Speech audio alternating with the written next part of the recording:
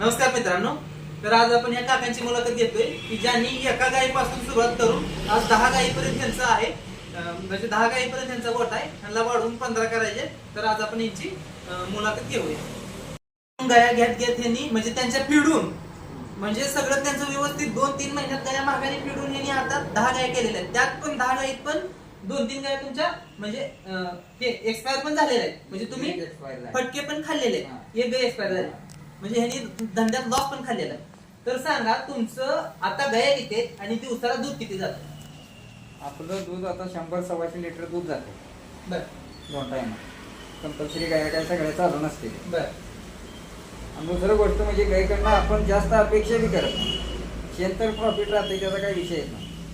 पण एका गायीने 100 रुपये दिवसाला टार्गेट ठेवून जरी केलं तर गाया बी व्यवस्थित राहते. बरोबर. 10 गाया जर रोजचा आपल्याला 1000 रुपये बचत राहते. तर ह्यांना 100 रुपये नाही, मला 100% माहिती आहे ह्यांना 200च्या खाली राहत नाही. कारण आपण 100 टार्गेट ठेवले. ह्यांनी काय केले, घरच्या घरी सगळं करतात ते. ह्यांना कामगाराची काही गरज नाही, त्यामुळे ह्यांना 200 रुपये नक्की राहतात दिवसाला. बरोबर.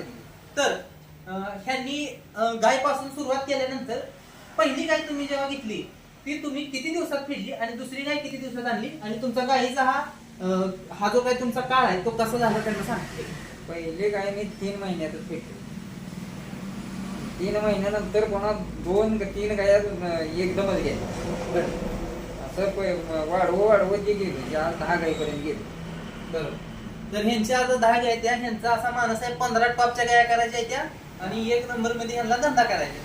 तर ह्यांचं तुम्ही बघा, लोक म्हणते ती काय धंदा परवडीनं, काय लोक येते ती बाका बँक लोन करते ती 20 गाया करते ती 6 महिन्यात त्यातल्या सगळ्या काढून टाकते ती. त्याला काय अर्थ नाही. तुमच्याकडे जरी भांडवल भरपूर असतं तरी सुरुवात छोटी करा, त्यातून तुम्ही मोठं करा. तर हे आपण ह्या काकांकडे बघून आपण शिकू शकतो. एका गायीपासून यांनी 10 केलेत, ते आता 15 करतील.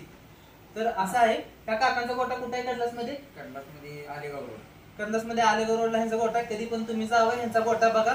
काका तुमचं नाव आणि नंबर सांगा, ते तुम्हाला जर पाहिजे तर फोन करतील. सिद्धेश्वर साळुंके, कडलास, 9766 68 12 24. हो. तर काकांना काय तुम्हाला माहिती असेल तर काकांना विचारा. काय काकांकडे गायी पण विक्रीसाठी असतात. चांगल्या चांगल्या गायी काका शोधून पारखून विक्रीसाठी पण काका ठेवतात. धन्यवाद.